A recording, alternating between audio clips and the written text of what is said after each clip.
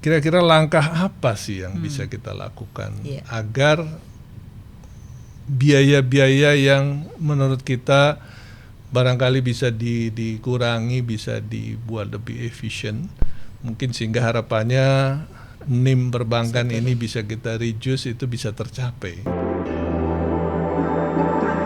Ini menarik nih Bu, jadi disarankan mungkin bank-bank lokal sesuai dengan kapasitas dan segmen market yang mungkin nggak bersinggungan dengan bank-bank yang global begitu ya Bu. Nah ini terkait dengan masalah regulasi gitu ya. Kalau kita bicara mengenai Basel begitu kan, sepengetahuan kami sebetulnya ini lebih ditujukan kepada internationally active bank, begitu ya. Betul. Artinya beberapa negara sebetulnya mengimplementasikan Basel ini kan hanya untuk bank-bank yang kalau di kita barangkali KPMI 4 begitu ya, yang skalanya memang besar, mereka eksis juga memiliki cabang-cabang di luar negeri, sehingga kompetisinya istilahnya mereka akan main the same playing field-nya begitu ya. Nah, kalau dari sudut pandang Ibu barangkali, apakah sebetulnya perlu ini kita implement Basel itu kepada seluruh bank-bank, apalagi yang mungkin bukan di KPMI 4 begitu ya, karena investasi dan besar. Kemudian resources yang dibutuhkan ini luar biasa. Betul. Beberapa pendekatan-pendekatan yang cukup advance itu membutuhkan resources yang memang juga advance untuk bisa running, bisa mengerjakan begini. Ini nih bagaimana nih? Iya, memang sih di kami itu melihatnya gini, kalau yang itu berkaitan dengan resiko dan itu berkaitan dengan kondisi negara, itu kita setuju untuk diimplementasikan. Tapi kalau hal-hal yang sebenarnya itu tidak terlalu diperlukan, seharusnya kita juga berani untuk tidak melakukan gitu. Karena kita kan terlalu patuh kalau di dalam tanda kutip ya, terlalu patuh gitu ya. Nah, terlalu patuh itu kan harus dilihat efeknya, karena seringkali kan pemberlakuan itu kan biasanya untuk memproteksi kan rata-rata di negara-negara lain kan gitu, karena mereka juga ketika kondisi gini nggak memberlakukan kan gitu. Nah ini yang mungkin perlu sensitivitas daripada regulator itu untuk melihat situasi dan kondisi industrinya gitu, supaya jangan terkena dampak yang sebenarnya nggak perlu gitu. Tapi kalau yang memang perlu, misalnya kayak indikator GCG itu kita setuju banget gitu. Jadi artinya apa? Boleh kita ambil, tetapi nggak sepenuhnya apapun kita ambil, karena itu belum tentu bermanfaat kan gitu. Nah ini yang mungkin perlu dipilah-pilah oleh regulator gitu. Oh jadi better barangkali dipilah lah ya. Betul. Mana yang lebih general, memang best practice yang bagus bisa kita implement.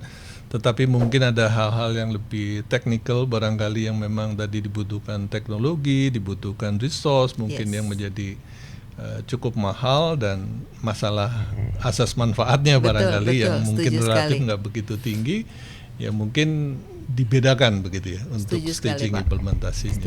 Tapi mungkin saya nyela ya, karena berpikirnya adalah kita kan juga semua peraturan internasional global itu kan juga diikuti oleh OJK gitu sebagai otoritasnya, sehingga di dalam setiap POJK itu selalu kalau ada perkembangan di luar langsung ditangkap. Nah ini juga jadi bagaimana kita bisa memilah-milah. Ini pertanyaannya memilah. Peraturan itu kan one fit for all itu. Benar. Sementara di dalam implementasi di lapangan kan masing-masing bank itu kan punya, sebenarnya dia punya inilah semacam basicnya masing-masing gitu ya. Misalnya tadi corporate pun corporate yang mana gitu ya. Terus UMKM juga UMKM yang mana, itu sudah menjadi warna mereka sejak awal. Benar. Tetapi dengan peraturan yang harus mencoba menyeragamkan, tidak ada lagi suatu tahapan-tahapan yang harus dipenuhi untuk bank-bank yang belum memenuhi syarat. Menurut Ibu, ini pertanyaan ya jadinya. Menurut Ibu bagaimana ini kita melihat shock global ini ya? Kalau kita mengatakan peraturan global itu shock juga bagi kita kan. Ada yang bagus, ada yang tidak bagus kan untuk perbankan kita. Menurut Bu Afi, seperti apa ya? seperti apa kira-kira? Jadi kan sebenarnya pasti kita akan tes dulu kan semua peraturan-peraturan yang mau kita adopkan, sejauh mana sih ini efeknya terhadap banknya atau industrinya, atau efek terhadap negara gitu. Sejauh itu memang punya efek ya kita adopt gitu. Tapi kalau sejauh memang itu hanya kepentingan mengikuti aturan saja kan sebenarnya nggak perlu. Cuman masalahnya kan kita suka pengen jadi anggota ini, anggota itu gitu ya. Nah itu kan harus memenuhi syarat-syarat. Nah ini yang mungkin perlu dipikirkan kembali gitu, karena kan yang harus dilihat kan industrinya Pak, bukan ketaatan, tapi kalau industrinya mati kan juga jadi masalah gitu. Nah ini mungkin pola pikirnya mesti dirubah sih. Jadi ini menarik karena kan dirubah. agak bagi kita ini ya, OJK itu kan kalau jadi pengawas kan ketat banget tuh. Betul sekali. Contohnya kayak ESG sih setuju ya, karena ESG ini kan kalau kita lihat dampaknya bahaya kan ke depan itu strategik kan ya. Dari 10 resiko global 5 tuh environment kan misalnya. Nah itu kan berarti kita harus hati-hati gitu. Walaupun dalam implementasi ternyata problemnya bukan di perbankan, problemnya di sektor real yang mau kita danai. Karena kan salah satunya ESG adalah kita memberikan kredit itu harus pada sektor-sektor yang ramah lingkungan. Ternyata nggak banyak di Indonesia itu yang ramah lingkungan, sehingga bank-bank yang sudah memberikan pipeline kepada OJK melalui RBB itu banyak yang sudah ramah lingkungan, ternyata nggak segampang itu. Jadi banyak yang tidak terlaksana gitu. Nah itu kan artinya apa? Harus ada kerjasama antara regulator di sektor keuangan dengan sektor real, supaya sektor realnya ini banyak memberikan sertifikasi terkait dengan lingkungan kan, sehingga akhirnya terjadi link and match nih antara bank sama sektor real, itu yang terjadi gitu. Dan sektor real kan kebijakannya juga macam-macam ya. Betul. Sehingga kalau misalnya terarah kepada satu yang sama, misalnya hijau ya, environment, itu memudahkan gitu lah bagi perbankan untuk membiayai gitu. Betul kan. sekali. Silakan Pak, lanjutkan Pak. Ini menarik nih bahwa tadi mengenai masalah regulasi, masalah koordinasi lintas sektoral begitu ya, karena memang ini nggak eksklusif PR-nya di perbankan begitu ya Bu. Ini terkait dengan yang mungkin sering kami pikirkan, bahwa kenapa sih kok bank-bank di Indonesia terkesannya ngambil margin kok besar sekali gitu ya, sampai lebih dari 4% gitu ya. Apa ini nggak bisa diturunkan gitu? Tapi kalau menurut kami salah satu alasan barangkali kenapa kok margin ini besar sekali, namanya cost of doing business. Kalau kita perbankan di Indonesia ini relatif mahal sekali begitu ya. Tadi disinggung mengenai regulasi, bahwa kalau kita di perbankan barangkali ada lebih dari ratusan laporan yang kita harus submit kepada regulator, pengawas bank, di mana kalau memang laporannya nanti baru, kita butuh teknologi, karena zaman sekarang barangkali udah nggak bisa diketik-ketik manual. Namanya begitu, aja banyak Pak sekarang, namanya ada si ini itu nama teknologinya. Jadi ada butuh investasi untuk reporting yang tadi jenisnya juga bisa ratusan barangkali laporan yang harus disubmit. Barangkali tadi mungkin sudah disinggung sama Pak Dian, mungkin arahnya adalah mau diefisiensikan agar prosesnya ini lebih efisien, sehingga mungkin salah satu dari cost of doing business kita juga bisa kita reduce.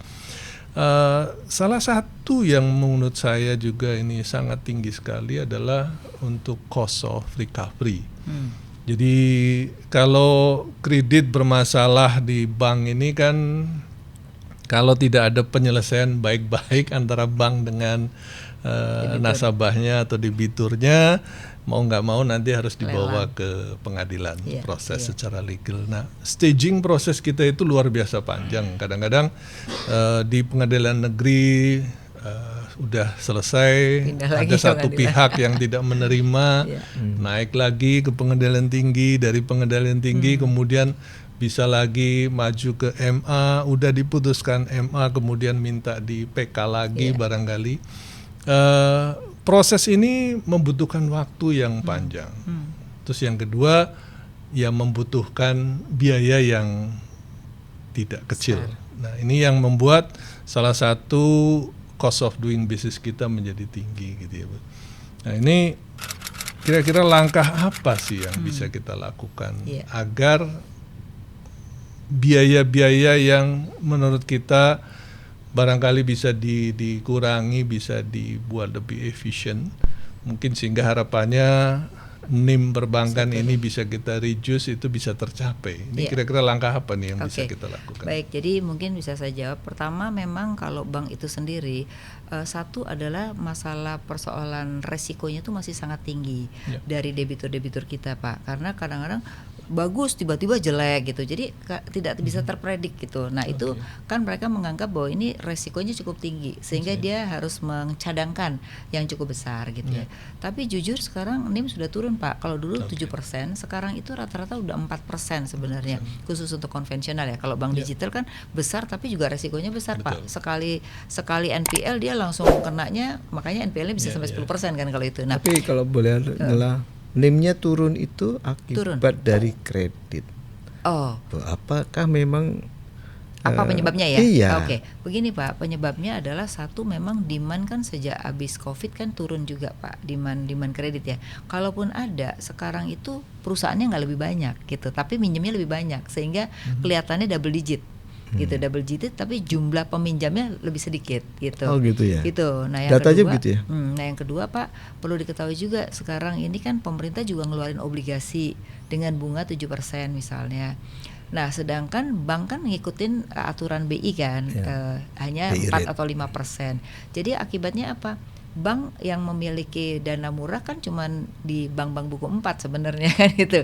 Jadi mereka lah yang bisa menjual dengan margin yang cukup besar. Nah, bank-bank buku lain kan udah makin tipis Pak marginnya. Kenapa? Karena kalau terlalu mahal dia nggak dapat kredit. Akhirnya ya dia berkorban untuk bunga yang lebih rendah gitu. Apakah ada unsur karena persaingan itu bisnis satu. juga ya? Iya, salah satu persaingan. Bisnis. Nah, kemudian yang di buku 4 ini kan dia diam-diam aja kan dalam kondisi krisis atau dalam kondisi tidak pasti, orang tuh lebih percaya di buku 4 gitu kan. Nah, ini yang juga jadi ada perilaku seperti itu Pak, sehingga akhirnya mereka main di volume aja. Kalau mereka main di volume kan dia lebih banyak, sedangkan dia marginnya juga ambil tipis. Kalau sekarang ini kalau dilihat di bank buku 4 itu dia ambil marginnya jauh lebih rendah sekarang. Karena apa? Demandnya nggak banyak Pak. Nah ini kan hukum ekonomi Pak, demand dan supply gitu. Mungkin balik lagi tadi, saya nggak tahu misalnya apa sih yang bisa dilakukan, mungkin barangkali koordinasi antara satu OJK. Tadi laporan tuh setuju sekali bahwa laporan sekarang lebih dari 200 kita harus 200 laporan. Terus kemudian kan kita punya banyak regulator ya. Setiap regulator tuh minta laporan ya. Nanti Departemen Keuangan juga kaitannya sama pajak gitu. LPS juga sekarang kan di P2SK kan mereka juga nanti harus memberikan istilahnya kepada bank-bank ada likuiditas kalau diperlukan. Nah, sekarang juga butuh data gitu loh. Jadi banyak sekali tiap bulan itu laporan harus diberikan. Nah, terus kemudian harus ada unit tersendiri gitu loh. Jadi memang luar biasa, namanya bank itu kan high regulated ya, sehingga harus mengikuti semua aturan-aturan. Nah, ini mungkin kalau bisa semakin disimplifikasi itu cenderung juga sebenarnya bisa mengurangi cost kan. Nah, itu juga akan dampaknya pada masyarakat pastinya gitu. Sebetulnya yang menarik lagi Mbak tadi mengenai biaya recovery-nya bank ini Bu ya. Karena ada beberapa negara yang mungkin penerapan konsep hukumnya relatif sederhana, nggak sekompleks barangkali di kepastian kita. Hukumnya di Indonesia Pak itu. Jadi misalnya di pengadilan negeri beberapa negara menerapkan kan nasabah yang harus membuktikan bahwa kapan dia sudah melakukan pembayaran angsurannya bang gitu, sehingga kalau dia nggak bisa membuktikan ya udah pasti jelas bahwa ini memang sudah default gitu ya, prestasi dengan kewajibannya. Biasanya langsung diputus itu di pengadilan negeri, selesai. Kalau di sini nasabahnya bisa menang Pak. Pokoknya di sini hukumnya tergantung duit itu ada di mana. Kalau uangnya udah di debitur, ya debitur bisa menang. Tapi itu praktek yang terjadi Pak. Jadi menurut saya sih perlu ke depan tuh kepastian hukum penting, karena biar bagaimanapun bank ini kan juga melakukan hal itu kan untuk merecovery uang masyarakat gitu kan. Ya mungkin menurut saya sih barangkali tadi mengenai masalah koordinasi lintas sektoral barangkali ya. Inisiatif barangkali bisa dari OJK, mungkin dengan kejaksaan, kehakiman, agar barangkali untuk proses ini bisa lebih dipercepat, dibuat pasti begitu ya, sehingga tidak berkelanjutan begitu proses yang menyita waktu, tenaga, biaya yang luar biasa begitu Pak. Ya. Bahkan sekarang kalau bank itu kalau bisa masalah itu jangan dibawa ke hukum, diselesaikan sendiri, itu lebih ya memang sih bank kan pengennya juga semuanya itu lancar ya, tapi kalau udah ada proses seperti itu kan agak repot. Memang bank itu dalam kondisi sulit Pak kalau kayak gitu. Orang yang salah siapa, tapi bank yang akhirnya seringkali jadi korban gitu ya. Jadi itu kan artinya apa? Resiko-resiko harus di cover di luar dari CKPN kan sebenarnya gitu. Itu sih Pak. Jadi saya rasa memang ke depan butuh koordinasi itu penting, terutama juga dengan sektorial sih menurut saya. Kenapa? Karena supaya bank ini memang benar-benar memberikan kredit itu sesuai dengan sektor yang diharapkan pemerintah, jadi fokus kan kayak sekarang misalnya energi, pangan ya kan, sama hilirisasi misalnya. Nah berarti 3 itu gimana nanti konsep insentifnya, konsep pemerintah maunya apa, jadi nanti bank tuh akan bersama-sama ke sana gitu. Ya mungkin dengan pemerintahan baru ini kita bisa membuat sesuatu yang baru. Ya, apalagi kita punya harapan. Apalagi menterinya kan banyak, masing-masing fokus jadinya. Semoga Pak. Ya fokus. Kita harapkan. Kita kan di sektor keuangan kan berharap gitu ya. Betul. Berharap banyak lah. Berharap banyak supaya nanti kalau sektorialnya bergerak pasti, karena gini, itu bukannya sektor aja Pak. Yang kedua yang menurut kita lihat adalah jumlah pelakunya nggak berubah gitu. Jujur aja bank-bank itu mungkin memberikan kreditnya sama dia lagi gitu. Nah kita berharap tuh ada entrepreneur baru ya, kemudian juga entrepreneur itu naik kelas sehingga kredit yang diberikan itu benar-benar top up-nya itu untuk investasi, bukan top up-nya itu untuk konsumtif gitu. Nah ini yang seringkali akhirnya jadi masalah kredit macet tuh di situ sebenarnya gitu. Over leverage. Oke. Nah kita bicara mengenai kredit macet ini. Kalau kita lihat datanya sih memang kelihatannya menurun begitu ya dari COVID, setelah COVID gitu. Mungkin pertanyaan lebih ke arah, nah ini NPL-nya turun karena problem loan-nya yang turun atau memang karena pertumbuhan kreditnya yang naik, karena dari loan to deposit ratio-nya juga meningkat signifikan, artinya secara umum perbankan itu kreditnya tumbuh gitu ya. NPL ini kan masalah rasio nih ya Bu ya, antara collectibility 3, 4, dan 5 dibandingkan dengan total kredit. Jadi takutnya total kreditnya naik, jadi NPL-nya juga naik, tetapi rasionya turun begitu karena yang di bawahnya lebih tinggi begitu. Kalau saya melihatnya gini, kita beruntung ketika krisis pandemi itu Pak, pemerintah membuat perpu sehingga bisa restru. Nah restru itu yang membuat sebenarnya masyarakat jadi nggak miskin langsung atau nggak usahanya tutup langsung. Nah dan itu kan cukup banyak. Betul. Gitu ya? Itu kan sampai 1.000 triliun totalnya antara perusahaan dengan UKM kan.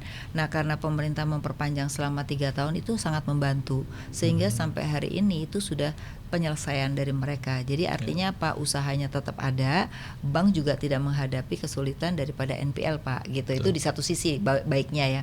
Nah, yang sekarang itu kalau dilihat perusahaan-perusahaan besar itu udah punya pengalaman bagaimana mengelola usaha. Jadi itu juga cenderung kalau mereka bisa mengelola usaha dengan bagus, cenderung mereka tidak menghadapi NPL Pak gitu. Nah, NPL yang banyak tuh sebenarnya lebih pada UKM yang tutup gitu. Jadi sekarang nih yang memang tugas pemerintah itu adalah menghidupkan kembali UKM karena sekarang mereka kena dampak atas digitalisasi.